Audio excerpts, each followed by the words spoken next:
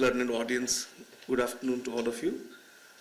As I have been introduced by Chairman Sir, that I have explored this city or this center as an urban center of early medieval period.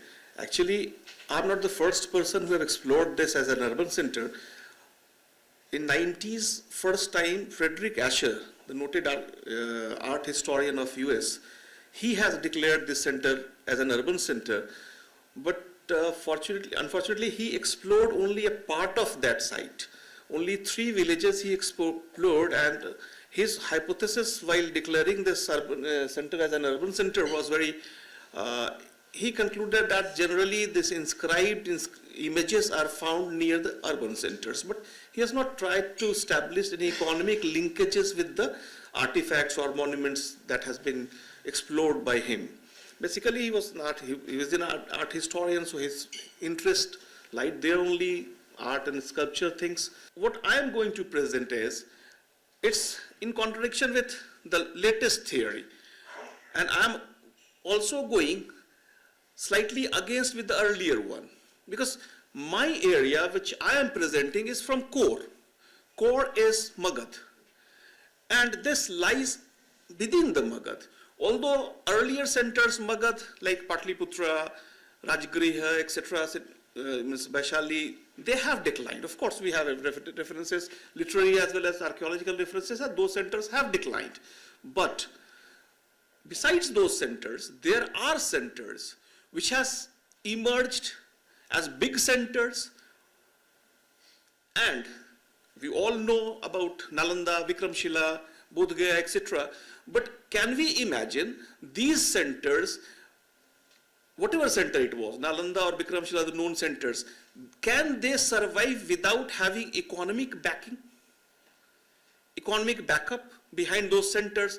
Generally, it is believed they survived on the basis of their donations only. People used to donate them. But what about the day-to-day activities?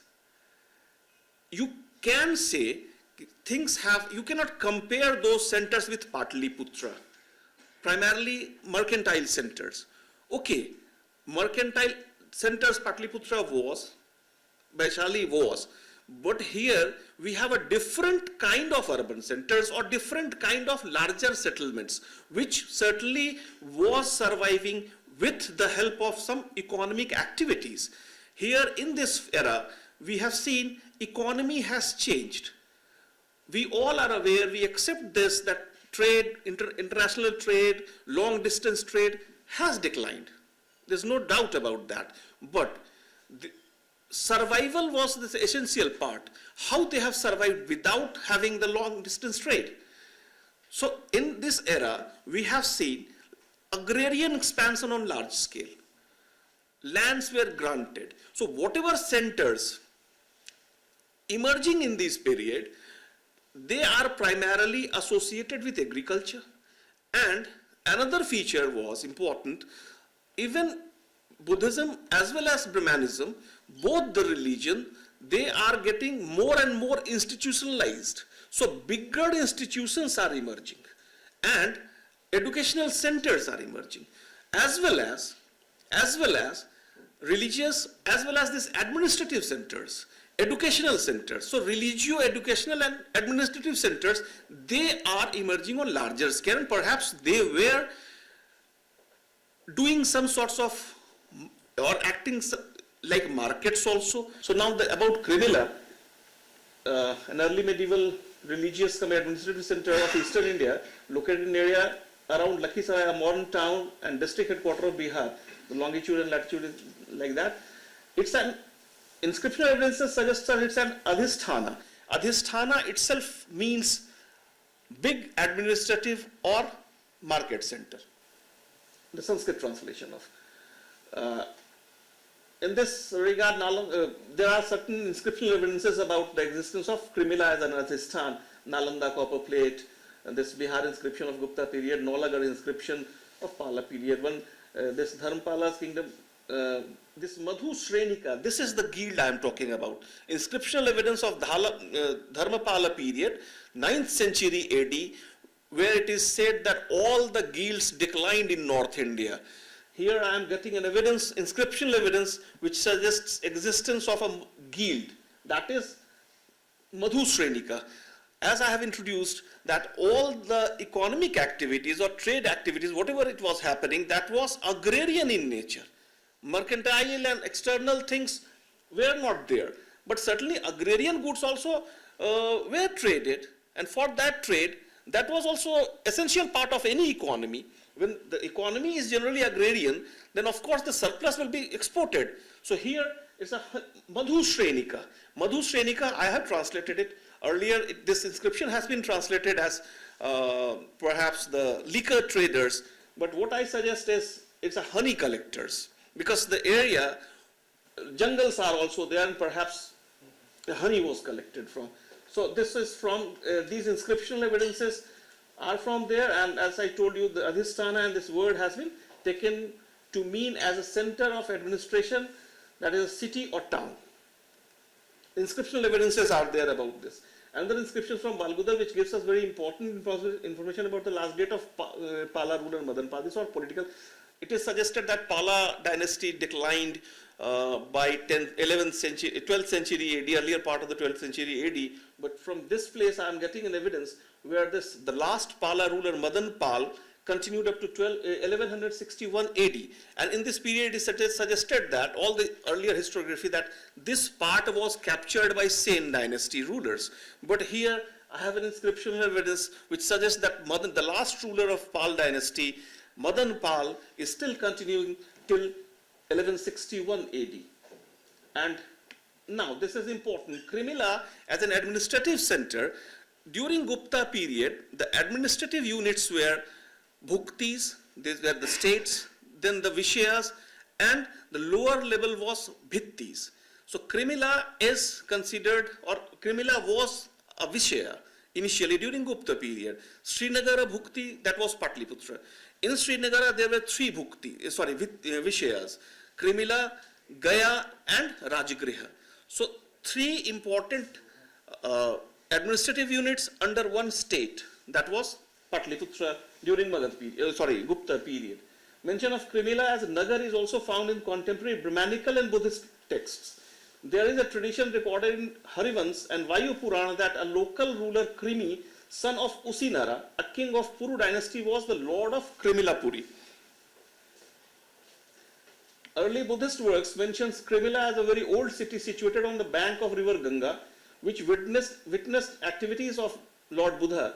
Two suttas entitled Kimila Sutta and Kimbila Sutta were preached by Buddha when he was camping at Veluvana at the city of Krimila. Actually, you are aware that Lord Buddha used to spend his rainy seasons on any upper place or mountains or mountainous regions because of the flood and other things. So it is suggested that around 32 rainy seasons he spent along lake. In 19th century, British administrators Buchanan, Begler, Cunningham, etc., and Waddell.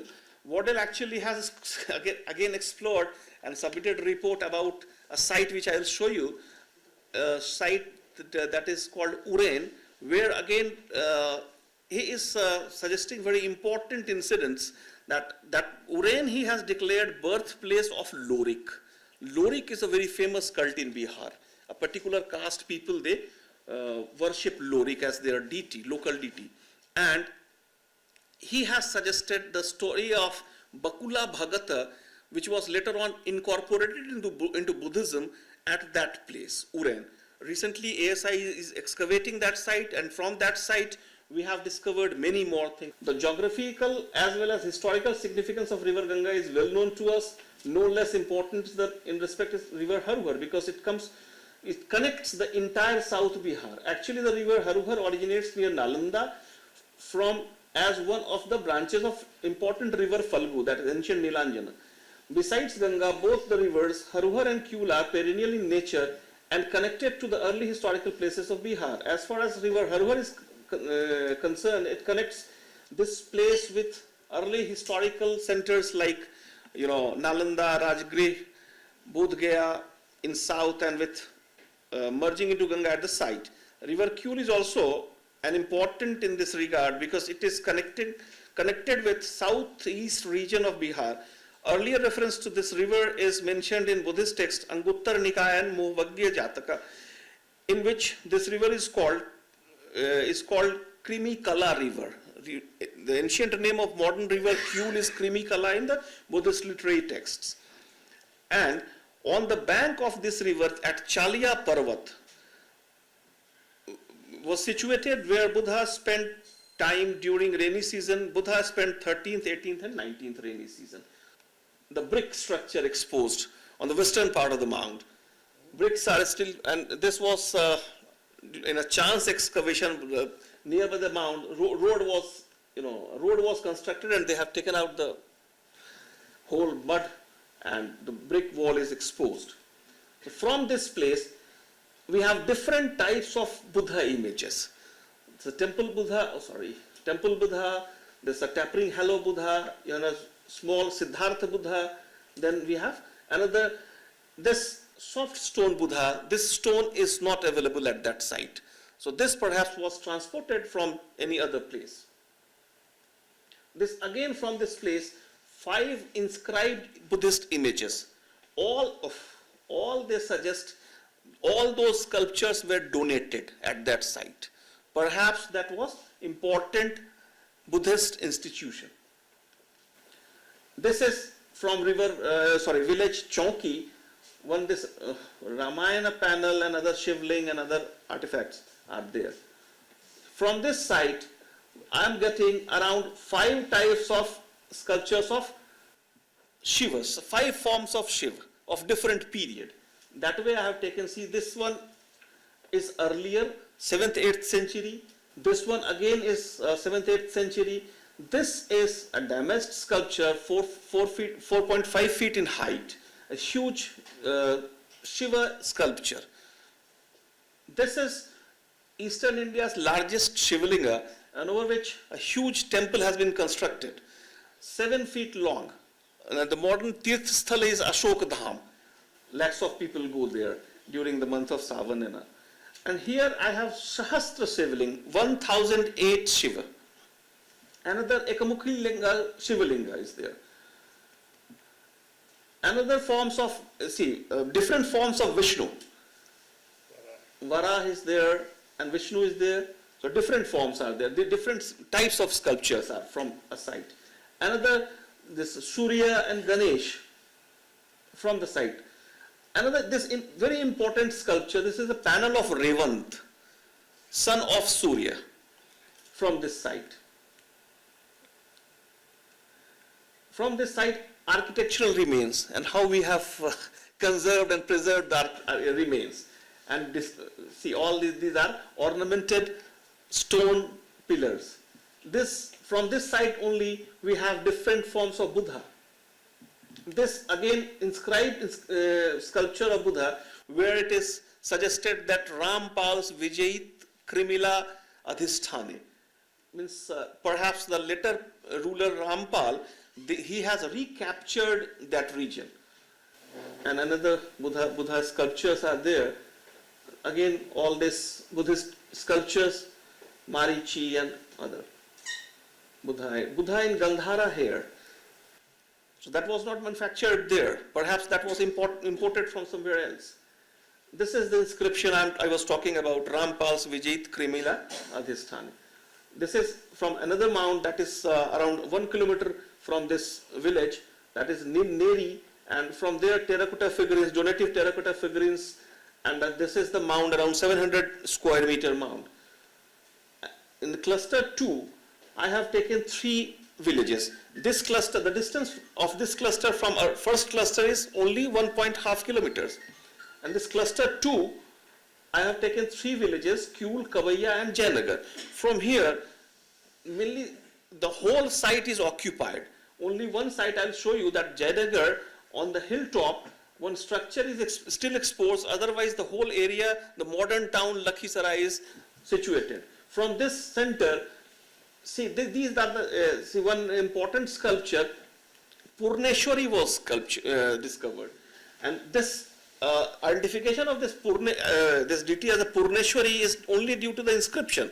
Otherwise, generally it is believed that this is goddess Durga or Parvati.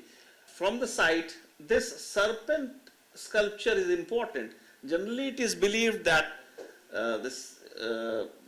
these features are associated with Buddhist monasteries or monuments. From this site, a hill is there at Jayanagar.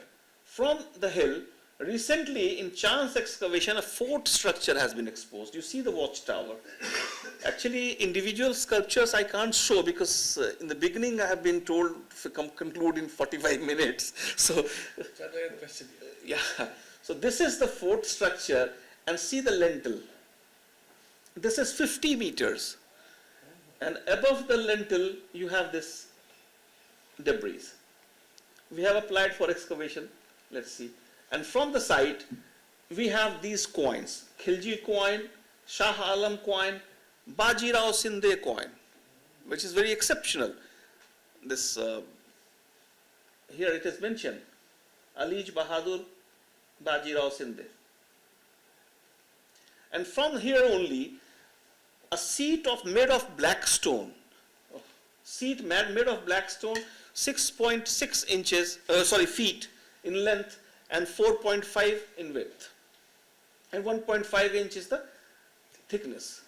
From this place only, this iron gate, this lentils, see the ornamentation over the lentils and few broken sculptures. Cluster 3, we have 4 or 5 villages, This is Ghosi Kundi village, Birdavan village, Bichhuve or Sringarpur village, Rampur, Jalpasthan and Lai. From this cluster, large number of Buddhist monuments are actually found. This is the mound, hill mound, which has been identified as Chalia mound, where Buddha spent 3 rainy seasons. This is a hilltop, and firstly, Cunningham has noticed this, and he has done excavation over this site, and he discovered, in his report he has mentioned that he discovered a relic casket which is exceptional. Relic casket from this site and 2700 coins made of lac. And from this site, when we explored, we have seen the brick structure, circular structure, 110 meters in circumference is still exposed. See the brick structure, brick remain, brick bats lying all around. See, we were talking just now, people have taken away all the bricks from the site and they have used in their own houses. Near the site, we have another one modern temple where from the hilltop, people have taken these panels, all Buddhist panels, and installed inside a modern temple complex. Another site is Bichhuve. This is very important, again on the hill mound, and this site is around 500 meters north from this site, this Ghosi Kundi mound or the Chalia Parvat. Here, that was a stupa site. This is a vihara site. But on the, beneath of this hill, few Brahmanical sculptures were found. So these are all 8th, 9th, early sculptures, Brahmanical sculptures. This Mahisasur Mardini and few Durga, one Ganesh, Shivalinga, and in between the hills, we have petroglyphs. Petroglyphs are evidences of prehistoric settlement. So petroglyphs are all inscribed or engraved over the mountain. And near the petroglyphs, see how people, impose their own things.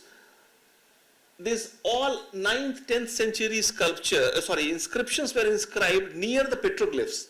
Although petroglyphs have nothing to do with the inscriptions. Inscriptions are suggesting, while deciphering the inscriptions, we are getting references of existence of artisans at the site.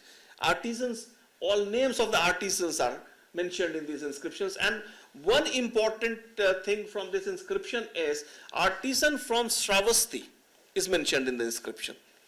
So there was certainly a connect between artisan from Shravasti to this place. That's why his name is inscribed in an inscription.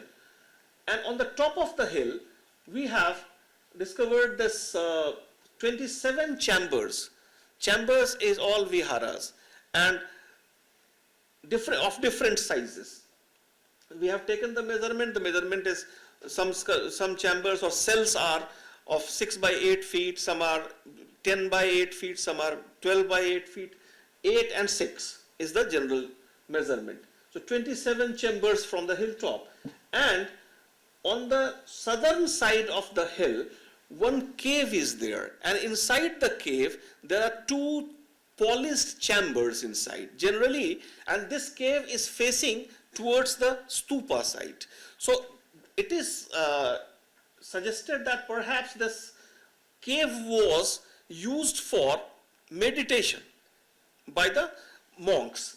And since this cave is facing towards, towards the stupa, so perhaps these monks, they used to sit and meditate while facing the stupa. These are the potsherds or potteries from this place, but dating, what I find is all early medieval. This is from another center, that is Rampur, broken sculptures. See all how people have occupied the mound.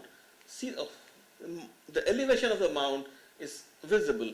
These are the bricks, and the ringware inside the village, one 7th, 8th century sculpture of Durga.